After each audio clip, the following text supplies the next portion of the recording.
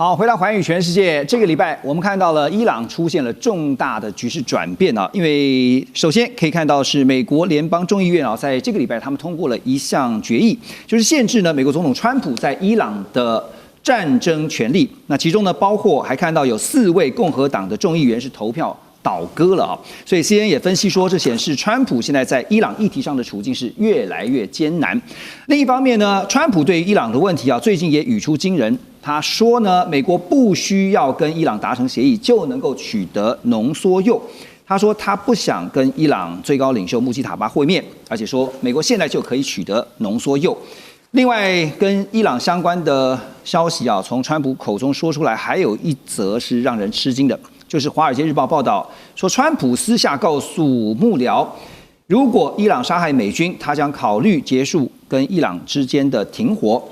但是美方官員仍然強調，雖然現在還是有看到零星的衝突持續發生，但是已經暫停好幾週的空襲措施，目前仍然是有效的，也就是美伊雙方目前還是持續停火中。《華爾街日報》也研判川普遲遲不願意重啟美伊戰爭，這顯示出他可能願意承受目前一些比較小規模的衝突，持續幾個禮拜甚至是幾個月，來避免中東爆發規模更大啊、範圍更廣的衝突啊。現在簡單來講，華府的立場是有意在避戰哈，所以呢，雖然說這個零星衝突啊可以接受，不過呢，大規模的應該是不想看見哈。但是川普剛剛有講說，不用打，我們也可以取得濃縮鈾，到底它是從何而來的這樣的一句話了？劉老師你怎麼看？這個問題其實分兩方來講哈。那個川普的一個講法就是說，我有能力啊。我也知道他在哪裡啊，這個濃縮鈾現在還是就在地底，但是沒有說我現在就要取，也沒有說我現在就要取啊。他說我有能力啊，就是他認為他有能力，但我有能力取得，對，那也不表示他一定取得得了，对，他只說我有这能力，但是你說你知道他在地底到底在哪裡呢？你說知道，但是國際原子能總署也並沒有確認說你到底在哪裡，對不對？所以你說你知道在哪裡，但是國際上沒有 confirm， 然後你說你有這個能力，那是你說的，但是能不能取得？這個其實也還相當的困難，但是起碼一件事情，他就表示我有這信心嘛，哈。那你說至於他是不是能夠容忍小規模的衝突呢？其實這其實也是我覺得是個策略問題啊。這個問題，因為你說像國內支持他打仗的這個民意支持度這麼低啊，然後什麼戰爭權利法案當然不見得過得了了，川普還可以否決，那還可以，那只是起碼象徵意義告訴你說，共和黨有人倒戈了，有人不見得支持你了哈，然後你有這麼多的一個這麼可能反着你這麼盯着看，所以我正好希望說，哎，那這個戰爭不要重啟。可是問題是，很多戰爭打着，它有它自己的生命，它不見得能完全控制。比如說最新的消息看到，伊朗事實上它已經對波斯灣的這周邊的國家發動攻擊，打科威特不是被他攔下來了嗎？巴林也發了嘛，對不對？啊，那是萬一沒攔下來呢？萬一沒攔下來，萬一這個結果那個中東的這個戰爭爆發到海灣的戰爭一下爆發起來，那你川普再說沒有，這還在停火期間，這是小打小鬧，那時候你也很難自圓。所以他是這樣想法，也讓那些溫和派的伊朗的人呢，他伊朗內部的溫和派可以有機會可以取得一些聲音出來。因為你如果馬上反擊的話，那強硬派就說你看嘛，還是強硬是應該的，溫和派更沒機會出來了哈。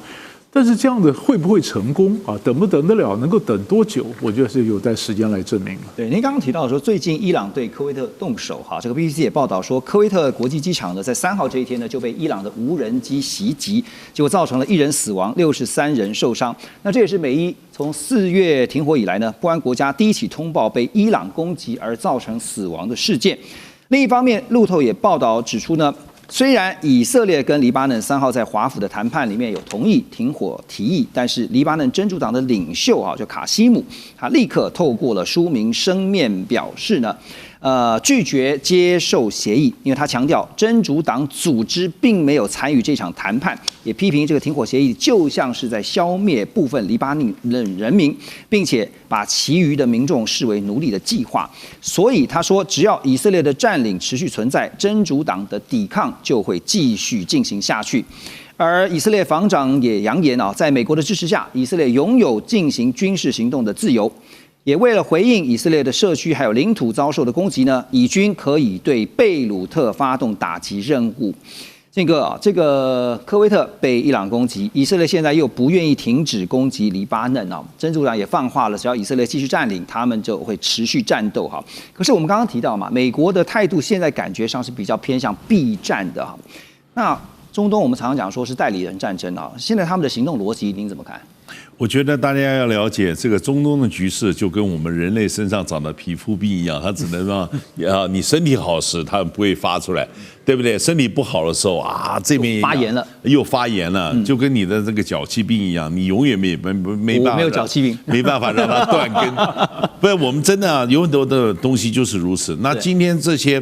就是說。這個代理人戰爭啊，就是你去打的，把它就打牌，但是代理人也可能會反噬啊，也很可能啊，你利用完了之後會尾大不掉。所以現在為什麼說是這個各個這個小的派系，這個也不服，那個也不服，以色列也講，哎，我有啊，我完全行動自由。這就是表示你大哥鎮不住。這個裡頭啊，我們國際政治的領袖啊，一方面是靠實力，另外一方面靠的是威望。威望是說你不用真正的去攤牌，然後啊去這個叫做不必說敬酒不吃非吃罰酒。能夠鎮得住自己人，但顯然呢，川普啊，慢慢，這個美國這些啊，在中東地區的威望啊，確實在下滑。尤其是2月28號，是你先把這個事情捅出一下馬蜂窩，那你現在要說叫別人停手，這個確實是很難。對，所以呢，我覺得啊，今天我們在台灣也要想想看，這個很多人很甘心啊，說希望美國來打台灣牌，但是你也不要忘記，當美國有一天不打台灣牌，把你台灣啪一下扔到那個牌，扔到桌下，你也要心裡要有準備。那個時候你怎麼辦？中東局勢啊，陸老師啊，因為我們如果從經濟層面來看的話，川普現在採取比較避戰的角度跟立場啊，可以理解他的邏輯，因為這一定會造成戰爭，造成通膨啦，然後呢，經濟就會造成他的壓力啊，影響其中選舉。對啦，那接下來呢？所以這個很弔詭。我們在政治學上，如果大國他想要避戰，不願意親自下場的時候，他會選擇透過代理人來進行這種博弈。我們叫做 the tail wags the dog， 就尾巴在咬狗，不是狗咬尾巴了。哦，就是有發生這種情形。像伊拉克的真主黨，當伊拉克黎巴嫩真主黨，黎巴嫩的政府跟以色列在華盛頓談和解的時候，那真主黨沒有參與，他當然不願意成為這個被談判的對象。是哦，所以他就要去衝突，他拒絕接受這個城下之盟。那以色列呢，他就一直制造這個刺激，創造既定事實，讓他戰術自由更極大化。那對伊朗來講，他圍魏救趙，你們要欺負我的代理人，不行，我就要打你科威特、巴林。